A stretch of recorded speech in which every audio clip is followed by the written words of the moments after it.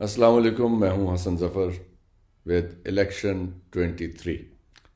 Election 23 یہ ہمارا دوسرا پروگرام ہے، اور اس میں ہمارے ساتھ آج ہمارے گیسٹ ہیں میاں عبدالصمد صاحب۔ Thank you very much for joining اس اینڈ ویلکم۔ تو آپ اپنا ذرا بتائیے کہ آپ نے کیسے سیاست میں، you are a young man, تو and you are a U E T graduate, electrical engineer ہے، سیاست میں کیسے شفٹ ہوئے؟ دیکھیں، ایک تو تھینک یو ویری مچ، آپ نے اپنے پروگرام میں مدعو کیا اور کہتے کہ آپ نے موقع دیا کہ بندہ اپنے آپ کو اسپیک آؤٹ کر سکے۔ Why not. تو 2023 یا 2022 گاڈ نوز، لیکن ہمارا تو چلے ہم نے ایک اندازہ ہے 23 کے اندر ہی جا کے، 23 کے اندر، کیونکہ پولیٹیکل افیلیشن جس پارٹی کے ساتھ میری ہے اس کا تو جلد از جلد الیکشن کروانے، میں نے وہ جان کے آپ کے تعارف میں نہیں کیا، یہ آپ خود ہی بتا دیجیے۔ جی، میں پی ٹی آئی کو ریپرزینٹ کر رہا ہوں، پی ٹی آئی کا ہی پولیٹیکل ورکر ہوں اور پی ٹی آئی کا ہی ایک پولیٹیکل رہنما کے طور کے اوپر کام کر رہے ہیں۔ رائٹ۔ کب جوائن کی تھی آپ نے؟ 2012 سے۔ 2012 میں۔ اور لاہور کے کون سے حلقے سے آپ الیکشن کنٹیسٹ کریں؟ پی پی 159 جو کہ حلقہ بنتا ہے یہ کہانا؟ جی، یہ آپ کا سٹارٹ ہوتا ہے پرانی سبزی منڈی سے جو فیروز پور روڈ پہ، اور یہ شنگھائی چوک تک، اینڈ آپ کا کوٹ لگتا ہے شنگھائی چوک، یعنی کہ یہ جو فیز 5 کے پیچھے کا علاقہ ہے، فیز 5 کچا جیل روڈ۔ اور وہ جو فیز 5 کے پیچھے والی آپ بات کریں وہ وارڈ 7 ہے، شنگھائی روڈ میں جانتا ہوں، ون آف دا کینٹس وارڈ ہے، وارڈ 7۔ تو یہ تو بہت ہی ایک ڈیفیکلٹ ایریا ہے ان دا سینس کہ یہاں پہ بہت ورکنگ کلاس رہتی ہے۔ ہاں، اس میں لوور مڈل کلاس رہتی ہے اور لیبر کلاس رہتی ہے اس کے اندر، اور secondly very highly dense area ہے۔ اور اس کو جو چوز کرنے کا جو سلسلہ تھا وہ اس طرح کا تھا کہ انسان ہمیشہ اپنے لیے وہ ٹاسک چنتا ہے جہاں پر وہ زیادہ پرفارم کر سکے۔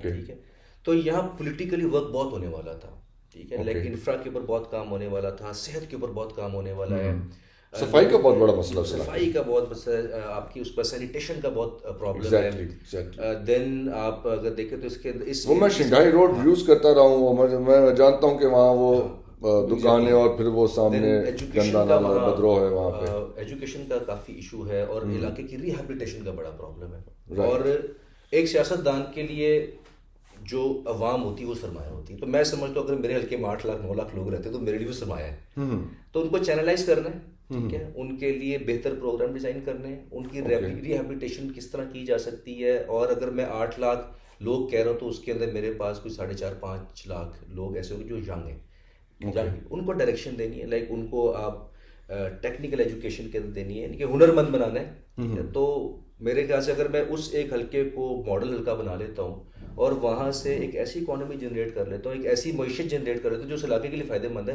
تو کل کو ریپلیکیٹ ہو سکتی ہے ایک این اے کے اوپر، then it can be replicate on a province and it can be replicate on a ملک، آپ کنٹری کے اوپر ہو سکتا ہے۔ تو دس از the crux. P T I میں آپ لیڈرشپ رول میں ہیں اپنے کانسٹیٹوئنسی کی حد تک، اور لاہور میں آپ پرومیننٹ ہیں۔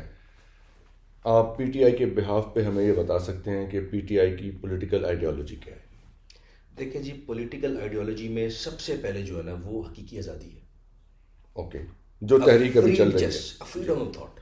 اوکے، کیونکہ اگر آپ ذہنی طور پہ آزاد نہیں ہیں نا تو آپ اس طرح پرفارم نہیں کر سکتے اپنی کیپیسٹی کے مطابق، ٹھیک ہے، تو پولیٹیکلی پرفارم نہیں کر سکتے، نہیں، پولیٹیکلی نہیں، آپ بحثیت قوم نہیں پرفارم کر سکتے۔ ہمارا جو اس ٹائم پولیٹیکل آئیڈیالوجی ہے جو ہم اس ٹائم قوم سے ڈیمانڈ کر رہے ہیں یا قوم کو جس کے لیے تیار کر رہے ہیں وہ حقیقی آزادی کے لیے تیار کر رہے ہیں۔ اس کے بعد ہم کسی بھی ڈائریکشن میں جائیں گے، یا پازیٹیو ڈائریکشن میں جائیں گے یا نیگیٹو ڈائریکشن میں جائیں گے، وہ اس کے بعد کی بات ہے، لیکن ایک ڈیسیجن میکنگ کے لیے ہمیں ایک آزاد خیال، ایک آزاد دماغ قوم چاہیے، اوکے، ٹھیک ہے۔ ابھی کیونکہ ہم لوگ انفلوئنسڈ لوگ ہیں، سارے ہماری قوم انفلوئنسڈ ہے، ہم لوگ ابھی بک جاتے ہیں گلی کے اوپر، ٹھیک ہے، ابھی ہم بک جاتے ہیں نالی بنانے کے اوپر، ابھی ہم بک جاتے ہیں، ہم ایک پاور، ہر بندہ جو ایک آئی ڈی کارڈ ہولڈر ہے نا وہ ایک ووٹ کی طاقت رکھتا ہے، اور ووٹ کتنی بڑی چیز ہے، کتنی قیمتی چیز ہے، ہمیں نہیں پتا۔ آپ 1 پرسن 1 ووٹ پہ بلیو کرتے ہیں؟ بالکل جی، ہر ووٹ جو ہوتا ہے بڑا قیمتی ہوتا ہے، یعنی کہ آپ اس ماڈل آف ڈیموکریسی میں بلیو کرتے ہیں کہ ہر شخص کو، ہر ایڈلٹ کو ووٹنگ کا حق ہونا چاہیے. ووٹنگ کا حق ہونا چاہیے اور ووٹ کاسٹ کرنا چاہیے. ایک ایسی امانت ہے جو آپ ملک، جب ایک ملک کے آپ آئی ڈی کارڈ ہولڈر بن جاتے ہیں، اس ملک کا فرد بن جاتے ہیں، کسی قوم کا حصہ بن جاتے ہیں، تو آپ کے اوپر یہ ذمہ داری ہے. میں یہ سوال اس لیے پوچھ رہا ہوں، ہماری لوگوں کے ساتھ انٹریکشنز ہوئی ہیں، سیاسی سوچ کے لوگوں کے ساتھ، بلکہ سیاسی لوگوں کے ساتھ جو یہ سمجھتے ہیں کہ یہ 1 person 1 vote کا آئیڈیا جو ہے وہ ہمارے ملک میں اور یا ہمارے جیسے ملکوں میں جہاں پہ معیار تعلیم بہت کم ہے، ایک میجورٹی جو ہے وہ اسکول گوئنگ نہیں ہے، تو وہاں پہ یہ اٹ از ایزی کہ ایسے طبقے کو جو کہ غربت سے بہت نیچے رہتا ہے، اس کو ایک بریانی کی پلیٹ کھلا کے اس سے ووٹ حاصل کر لیا جائے. تو اس تناظر میں ہر آدمی کو ووٹنگ کا حق، بالکل. جنہوں نے بھی آپ کو یہ مشورہ یا آئیڈیا دیا ہوگا، انہوں نے 75 سال مجھے مشورہ دے کے کیا کرنا ہے. انہوں نے 75 سالوں میں یہی کام کیا ہے. انہوں نے 75 سالوں میں قوم کو اس طرف لے آئے ہیں کہ آپ بریانی پہ بک جائیں، آپ نالی پہ بک جائیں، آپ ایک سڑک بنانے پہ بک جائیں، آپ سولنگ پہ بک جائیں. لیکن آپ نے جو شروع میں مجھے بتایا اپنے حلقے کے مسائل، تو آپ بھی تو وہی کرنے جا رہے ہیں. نہیں جی، بالکل نہیں وہ کرنے جا رہے، کیونکہ ابھی تو ہم پاور میں نہیں ہیں اس حلقے کے اندر. ابھی تو ہم وہاں سے پاور گین کریں گے اور اس کے بعد ان لوگوں کے لیے وہ ریفارمس کا کام کریں گے. ٹھیک ہے، لیکن جب آپ پرفارم کریں گے اور ان کی آپ ایک سوچ کو تبدیل کریں گے، ان کی ایک ری ایبلیٹیشن کے پلان کو آپ لے کر امپلیمنٹ کریں گے، تو ظاہر بات ہے آپ وہاں پر پھر ایک ایسا فرد بن جائیں گے جس کو لوگ کیری کر کے چلیں گے. تو اس میں کوئی غلط بات تو نہیں ہے. نہیں، جسٹ ٹرائنگ ٹو انڈرسٹینڈ کہ آپ ایک ڈائریکشن سیٹ کر رہے ہیں، سو وہ ڈائریکشن اب آپ کی پالیٹکس کو کس سائڈ پہ لے کے جانا چاہتی ہے. تو یہ ہے اب. اچھا، تو یہ منشور میں آپ کے پی ٹی آئی کا منشور آپ نے دیکھا ہے؟ پی ٹی آئی کا مینیفیسٹو کیا سوسائٹی کی پکچر کریٹ کرنا چاہتا ہے؟ دیکھیں، جو پی ٹی آئی کا مینیفیسٹو نا، اس کے اندر ہماری 4 چیزیں بڑی اہم تھیں. ایک تو رول آف لا. اوکے، ٹھیک ہے، کہ ہر بندہ قانون کے نیچے. ٹھیک ہے، جس کا بھی خان صاحب نے ذکر بھی کیا کہ وہ اس کا ایک کام میں فیل ہوئے. وہ ایک کام یہ تھا کہ وہ قانون کے نیچے اشرفیہ کو نہیں لا سکے. جو بڑے لوگ تھے نا، ان کو قانون کے نیچے نہیں لا سکے. اچھا، ٹھیک ہے، اور انہوں نے اپنی اس ناکامی کا اعتراف کر لیا. میں کچھ سادہ الفاظ میں آپ کو سناؤں. ہاں، ٹھیک ہے. دوسرا، ڈیرے داری نظام کو ختم کیا جائے. وہ کیا ہوتا ہے ڈیرے داری نظام؟ کہ اگر ایک بندے نے پرچہ کٹوانا تو وہ چودھری کے پاس نہ ہے، تھانہ اتنا ریفارمڈ ہو کہ سیدھا ایس ایچ او کے پاس جائے. اچھا، اور اس کو جس انصاف کا وہ طلبگار ہے اس کو وہاں سے وہ انصاف مل جائے. ٹھیک ہے. یہ بڑی امپورٹنٹ چیز ہے، یہ بہت امپورٹنٹ، جس کو نلیفائی کرنا ہماری کمیونٹی سے بہت امپورٹنٹ ہے اس ٹائم. کیونکہ ہمارے جو ڈیرے داری نظام ہے نا، اس ڈیرے داری نظام میں ایک پورا پیوٹ شفٹ کر دیا. جیسے وہ ہمیں قطع کلامی، وہ ہمیں اپنے ہماری جو ہسٹری کی کتابوں میں بتایا جاتا ہے، تو وہ بادشاہ جہانگیر نے وہ زنجیر عدل لگوا رکھی تھی. وہ زنجیر عدل مجھے تو یہ سمجھ آتی ہے کہ ایک ناکامی کا اعتراف کے طور پہ لٹکائی گئی تھی کہ میرے جو میجسٹریٹس ہیں فنکشن نہیں کرتے، چھوٹے چھوٹے کاموں کے لیے بھی بادشاہ کے پاس آنا پڑا کرے گا سفارش کے لیے. بالکل بالکل. تیسرا جو سب سے امپورٹنٹ ہے، بیوروکریسی کو وہ پولیٹیکل سسٹم میں سے الگ کرنا چاہتے ہیں. رائٹ، ٹھیک ہے. اب یہاں پر جو پولیٹیکل ملک گورنمنٹس آپ کے سسٹم میں انفلوئنشل ہوتی ہیں. ٹھیک ہے. فار ایگزامپل، سم ہاؤ اگر کسی اقتداری کرسی پہ میں بیٹھ جاتا ہوں جس میں ادارے میرے تابع ہیں، میں وکٹمائزیشن کے لیے اس کو جس طرح مرضی استعمال کر لوں. ٹھیک ہے، کیونکہ وہ انڈیپینڈنٹ نہیں ہے. ٹھیک ہے. میں 1122 کے کارکنوں کو لاٹھی چارج پہ لگا لوں، یہ میرے اختیار میں. ٹھیک ہے، ٹھیک ہے. یا میں پولیس کو اٹھا کے کسی اور کام پہ لگا دوں، میرے اختیار میں. تو یہ بیوروکریسی کو کیوں نہیں پی ٹی آئی کنٹرول کر پائی جب گورنمنٹ میں رہے ہیں؟ روٹس بہت ڈیپ تھی. دیکھیں، ایک جو آپ کی بیوروکریٹس ہیں وہ ایک سسٹم کے اوپر لگے ہوئے تھے. دیکھو، پلان نہیں تھا انہیں ٹھیک کرنے کا. ایک منی میکنگ کی یہاں پاکستان میں آپ کو پتا ہے کام روکنے کے پیسے لیے جاتے ہیں. یہ ادارے فیسیلیٹیشن کے لیے، یہ ادارے فیسیلیٹیشن کے لیے. تو یہ فیسیلیٹیٹ نہیں کرتے اس طرح. یہ کیوں فیسیلیٹیٹ نہیں کرتے؟ یہ ایک جائز کام کو روک لیتے ہیں، اس کے اوپر ایک منی مارکیٹ بنا لیتے ہیں. آپ اس پروسیس میں سے نکلیں گے. دیکھیں پورے پاکستان میں ہر چیز کی جو بھی ڈیو ڈیلیجنس ہے وہ اس کے ٹائم سے بعد ہو رہی ہے. اگر آپ کو کسی کام کے لیے 90 دن دیے گئے تو وہ 190 دن پہ چلا جاتا ہے. 20 دن کا کام ہے وہ 50 دن پہ چلا جاتا ہے. اب جو فورس ہے جو کام کر رہی ہے بزنس مین کمیونٹی ہے یا ایک عام آدمی ہے, اس کو تو کام اپنا ٹائم پہ چاہیے نا. آسان سوالوں کی طرف آ جاتے ہیں ذرا. What is wrong with Pakistan economy? Pakistan کی اکانومی کے ساتھ ایک چیز غلط نہیں ہے, کافی ساری چیزیں غلط ہیں. 2-3 بتائیں. سب سے بڑا پرابلم ہے پلاننگ کا. اوکے ٹھیک ہے. دوسرا بڑا پرابلم ہمارا ہے کہ we don't have any product. Like back 1947 کے بعد ہم لوگ اپنا کوئی ایک پروڈکٹ آئیڈینٹیفائی نہیں کر سکے. ہم اپنے ایگریکلچر کو نہیں کر سکے, ہم اپنی ٹیکسٹائل کو نہیں کر سکے, ہم اپنے ریئل اسٹیٹ کو نہیں کر سکے, ہم اپنے آپ کو ایز اے ٹورزم نہیں آئیڈینٹیفائی کروا سکے. اچھا یہ ملٹیپل چیزیں ہیں. کاروبار کسی بھی معیشت کا ہوتا ہے کہ اس کے پاس پروڈکٹ ٹو سیل ہو. ٹھیک ہے. ایک گھر کے اندر ایک باپ بیٹا آپس میں کتنی دفعہ پیسے اس کی جیب میں ڈالیں گے, وہ میری جیب میں ڈالے گا. ٹھیک ہے. جب تک ہم دونوں باپ بیٹوں کے پاس کوئی چیز نہیں ہوگی باہر کسی کو بیچنے کے لیے تو گھر میں نیا پیسہ نہیں آئے گا. ٹھیک ہے. ایک تو ہم نے کوئی پروڈکٹ نہیں اپنا بنایا, کوئی آئیڈینٹیفائی نہیں. ہاں یعنی کہ ہمارا کوئی ایک سگنیچر پروڈکٹ نہیں ہے ملک کا کہ جی ہم آرمی منڈی میں ہم بیچ سکتے. دودھ ہی اچھا پیک کر کے باہر بھیجوا رہے ہیں. جبکہ ریسورسز کی کمی نہیں تھی.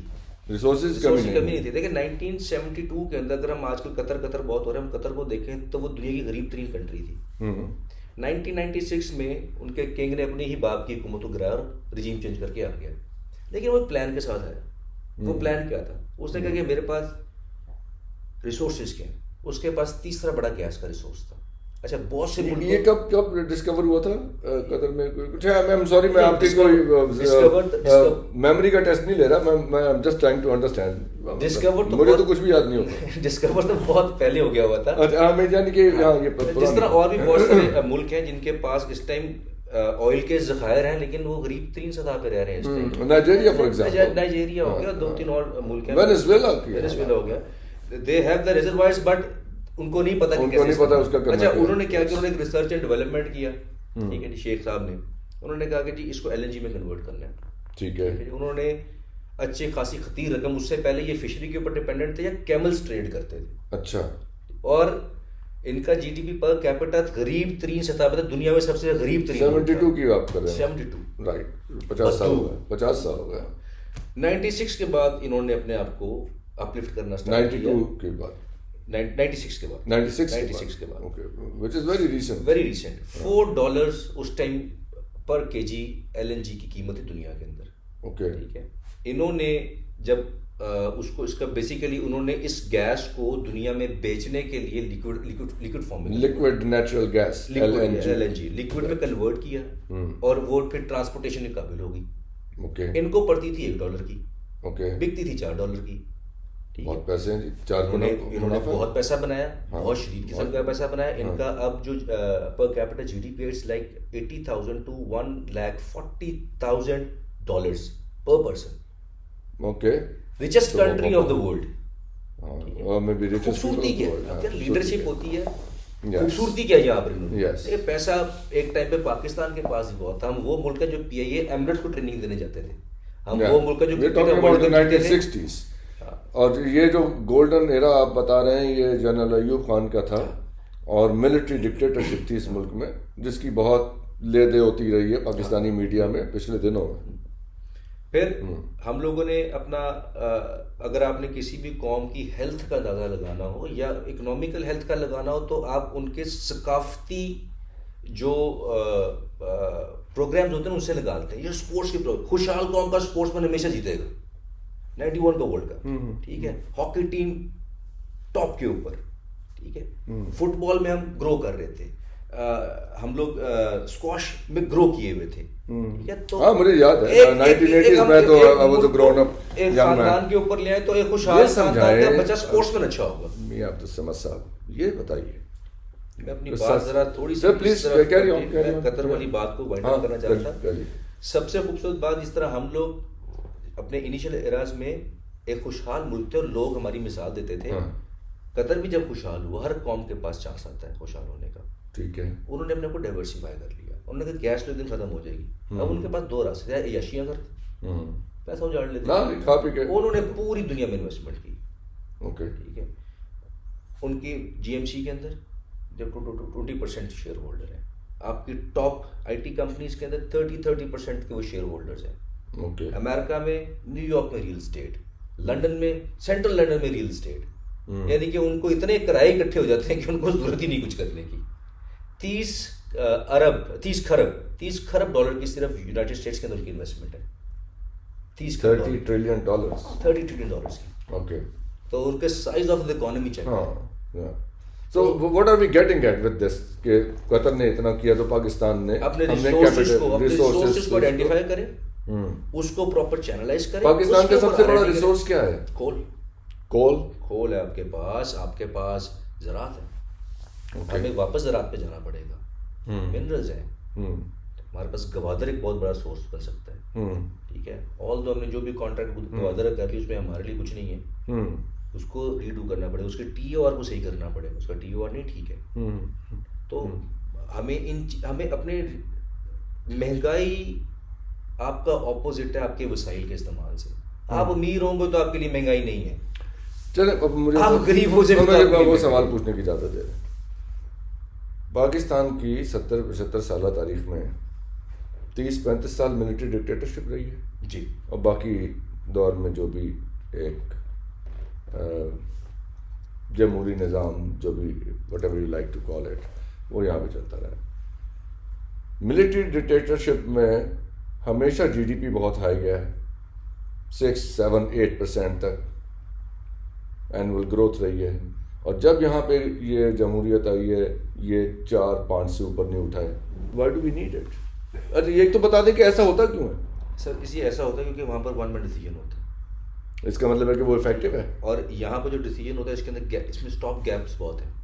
کیسے یعنی کہ وہ کیسے ہیں؟ لائک اس میں گیپ اس طرح کہ جب جتنی بھی آپ کی حکومتیں بنی, کولیشن گورنمنٹس بنی, ٹھیک ہے, پھر آپ کے یہاں لوگوں کا جو ہارس ٹریڈنگ ہے اس کا رواج عام ہے. ٹھیک ہے, اس کی ریفارمز ہم نے آج تک کر سکے. ٹھیک ہے, اس کے اوپر ہمیں آئین میں تبدیلی کرنی چاہیے. تو حل کیا ہے ہمارے پاس اس ساری بات کا؟ اس کا حل یہ ہے کہ ایک تو آئین میں ترمیم کی جائے نمبر 1, جو جہاں ریکوائرمنٹ ہے. ٹھیک ہے, یعنی ہارس ٹریڈنگ بند کرائی جائے, آئین میں ترمیم بند کر کے ہارس ٹریڈنگ بند کروائی جائے. اس کے بعد اپنے پولیٹیکل جو آپ کا ریکروٹمنٹ سسٹم ہے اس کو بہتر کیا جائے, اپنی شیڈو گورنمنٹس بنائی جائیں, اپنا ہیومن ریسورس سسٹم بہتر کیا جائے جو پولیٹیکل پارٹیز ہیں, اور پروڈکٹ وہ لائے جو لانگ ٹرم چل سکے. اور یہ دیکھنا بڑا امپورٹنٹ ہے کہ ڈیسیجن میکر کون ہے. ڈیسیجن میکر کے پاس پوری پاور ہے بھی کہ نہیں ہے. ٹھیک ہے, یا ہمارے پاکستان کو سب سے صدارتی نظام شوٹ کرتے ہیں.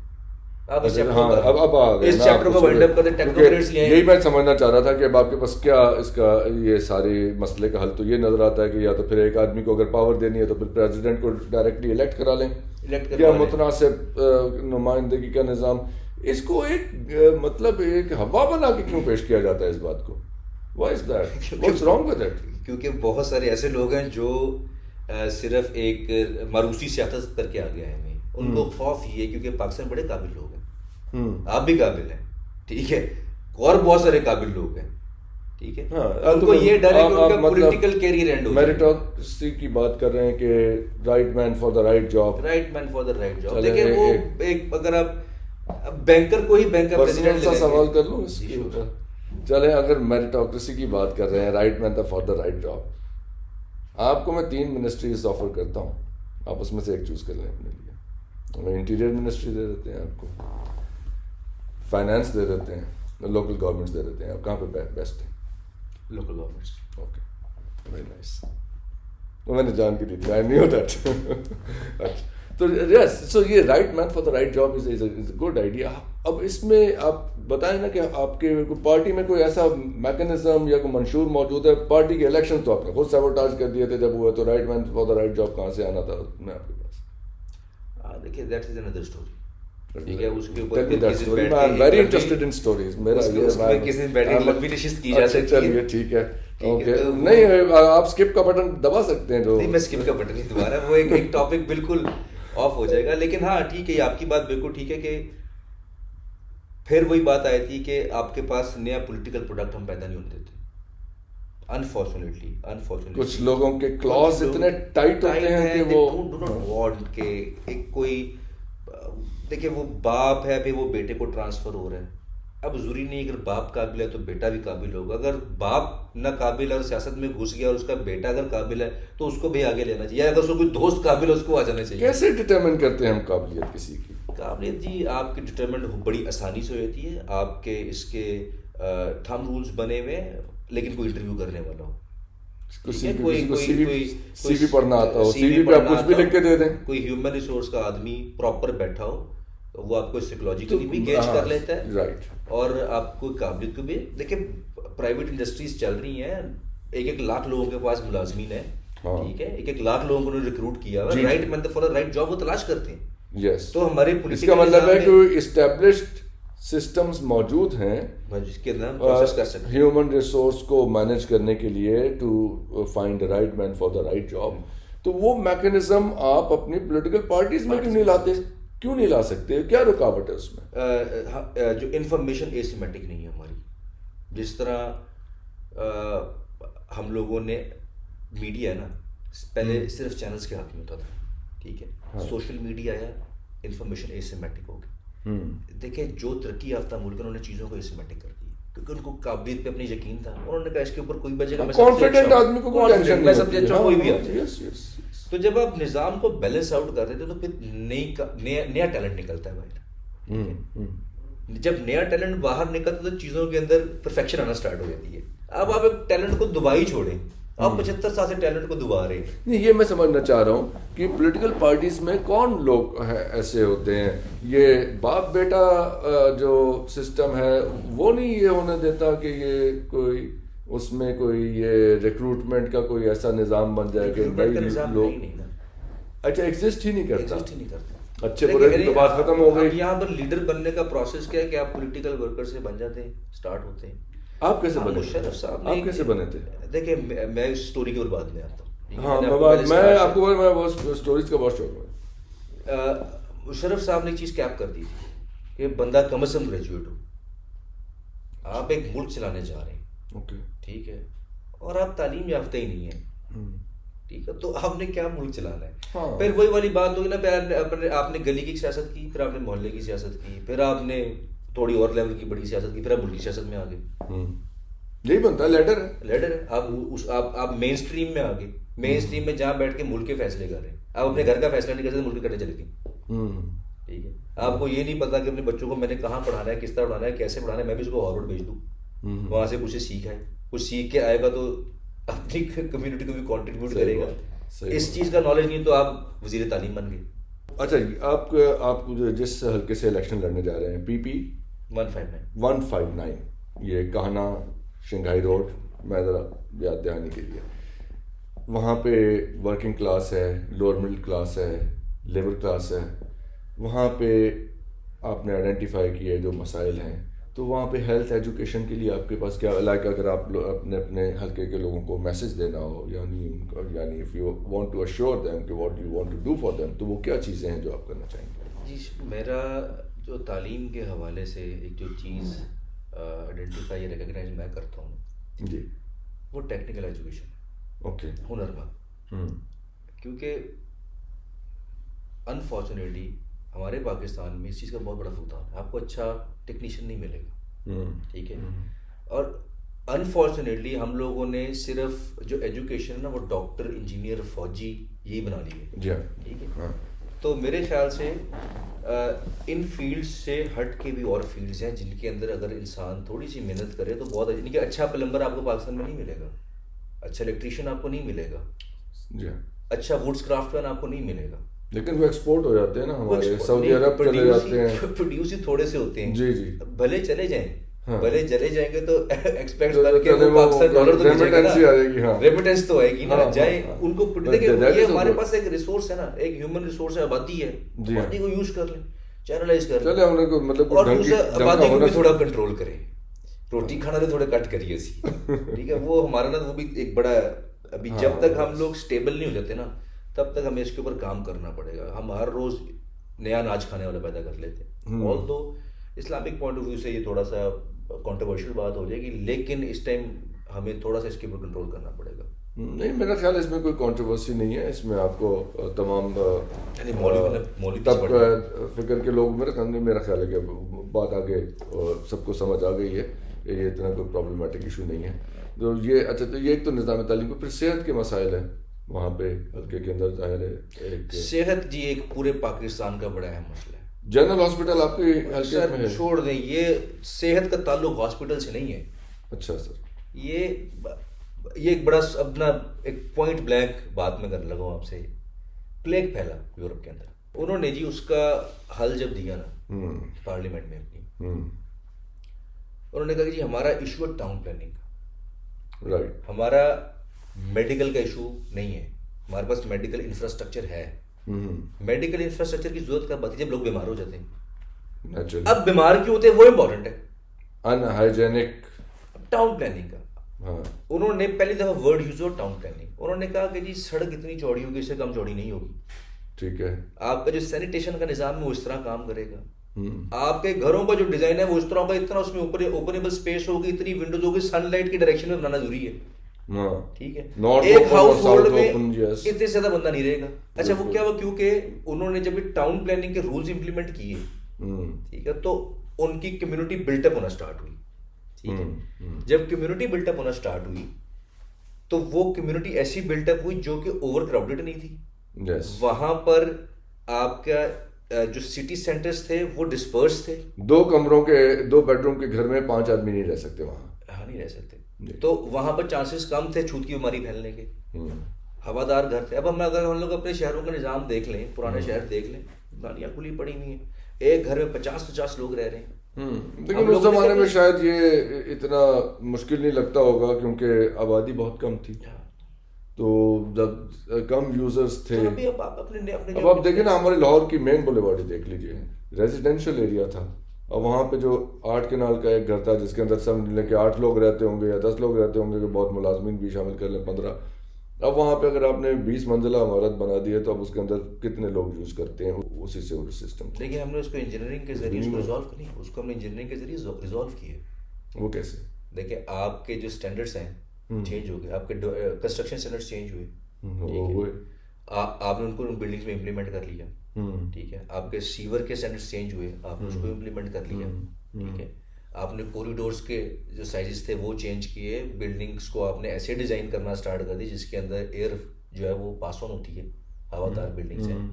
اور پھر اس کے بعد آپ نے اپنا جس طرح بھی کووڈ ہے, کووڈ کے بعد سارا سسٹم چینج ہو گیا, آپ کی ایئر کنڈیشننگ کی چیزیں چینج ہو گئی ہیں. تو آپ اپنے حلقے کے اندر یہ اس کو کیسے مطلب پروموٹ کر سکتے ہیں, کیونکہ اس کے لیے تو بہت پیسے چاہیے. اس کے لیے تو فنڈنگ بہت امپورٹنٹ ہے. لیکن فی الحال آپ لوگوں کو سیلف ہائیجین کے اوپر نا آپ ان کو اویئر کر سکتے ہیں. اوکے, سیلف ہائیجین اور مطلب صفائی ستھرائی, گلیوں کی صفائی ہو جائے. آپ ان کو یہ کر سکتے ہیں کہ اگر ایک گھر کے اندر کوئی لڑکے جوان ہو گئے ہوئے ہیں اور وہ ان کی شادیاں باپ کرنا چاہتے, تو ان کو آپ یہ کہیں کہ یار ان کو فی الحال آپ کسی بیٹر لوکیشن کے اوپر یا کسی بیٹر ویسینٹی کے اندر کوئی اپرچونیٹی ڈھونڈیں. ان کو وہاں پہ انسٹیڈ آف کہ آپ گھر کے وہ سے ذہنی نشومانی ہوتی.